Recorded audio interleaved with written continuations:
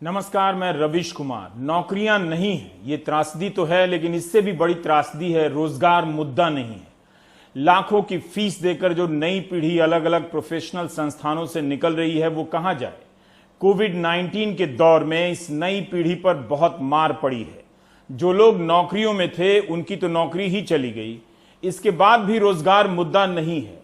राजनीति का ऐसा समय जब बेरोजगारी चरम पर हो और मुद्दा ना हो तो वह नेता बनने के लिए कमाल का समय होता है, क्योंकि वह आसान होता है। ऐसा नहीं है कि नौजवानों ने कोई कसर छोड़ी हो।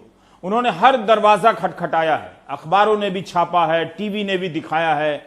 अगर मीडिया ने नहीं भी दिखाया तो मंत्रियों के ट्विटर हैंडल पर लाखों की संख्या में ट्वीट किए गए हैं। पर असर क्यों नहीं हुआ? इसलिए नहीं हुआ क्योंकि राजनीति अब जनता के नियंत्रण में नहीं रही। इसका मतलब यह हुआ कि जनता नहीं तय कर पा रही है कि नेता या मंत्री क्या बात करें, बल्कि माहौल बनाने का सिस्टम तय करता है कि जनता किस पर बात करेगी। इसलिए नौजवानों की संख्या भले करोड़ों में हो, मगर यह संख्या अब किसी काम की नहीं है।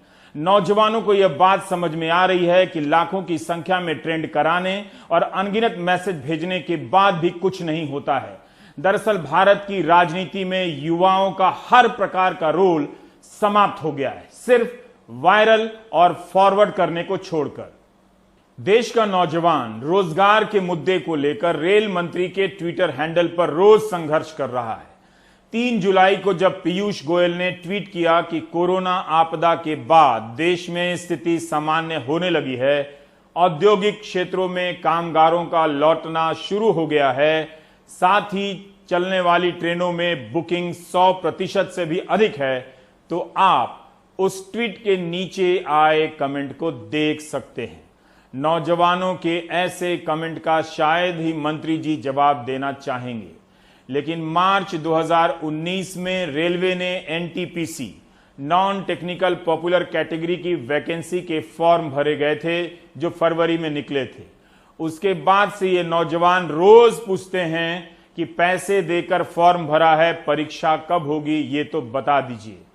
फॉर्म भरने वालों के पास एक ही काम है, सुबह उठकर मंत्री और पत्रकारों को ट्वीट करना कि इनकी आवाज उठा दें, बता दें परीक्षा कब होगी।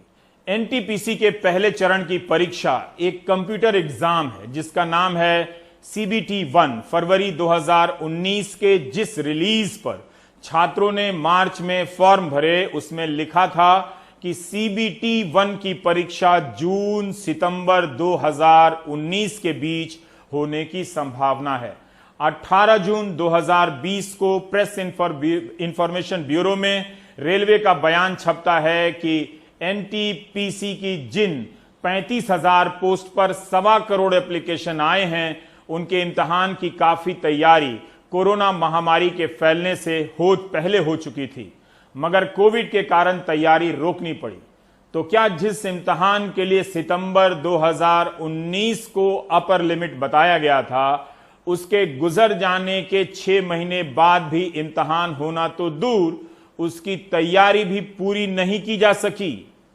जबकि इन्हें पता है कि लोको पायलट की परीक्षा तो हो ही गई थी, रिजल्ट भी आ गया था, लेकिन 1 साल से करीब दिसंबर 2019 से ही बहुत सारे नौजवानों को नियुक्ति का इंतजार करना पड़ रहा है। उनकी अभी तक ज्वाइनिंग नहीं हुई है। मंत्री जी की टाइमलाइन से पता चलता है कि ये नौजवान रेलवे के निजीकरण के खिलाफ भी लिख रहे हैं। वो ये समझ रहे हैं अच्छी तरह से कि इसका मतलब है नौकरियों का कम होना।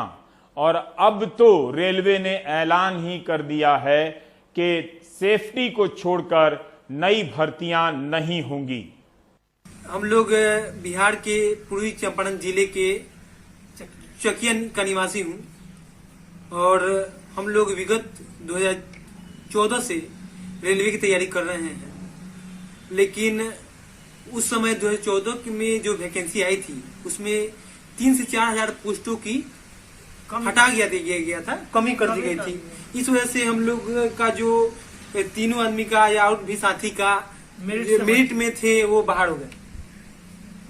तो फिर अभी नया वैकेंसी जो आया 1 साल पहले जो आया है, लोकसभा चुनाव से पहले आया है, तो उसमें भी ऐसा कहा जा रहा है कि पोस्ट को फ्रीज किया जा रहा है और निजीकरण किया जा रहा है रेलवे को। कायदे से तो एग्जाम होना चाहिए, एडमिट कार्ड जारी होना चाहिए, क्योंकि लोकसभा चुनाव से पहले मोदी सरकार का लुभावना ऑफर था, युवाओं को अपने तरफ आकर्षित किए। उसके बाद अब एग्जाम होना चाहिए कायदे से, लेकिन फ्रीजिंग हो रहा है। फ्रीजिंग क्या होता है हम लोग समझ में नहीं करते हैं।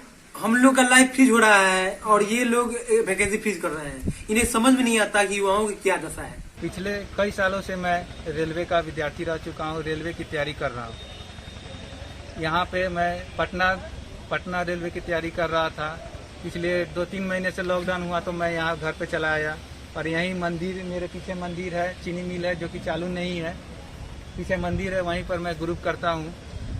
और पिछले कुछ दिन पहले नोटिफिकेशन आया कि 150 से ज़्यादा ट्रेन चलेंगी और उसमें कोई वैकेंसीज की पोस्ट नहीं आएंगी। प्राइवेट ट्रेन चलेगी और उसकी कोई वैकेंसीज की पोस्ट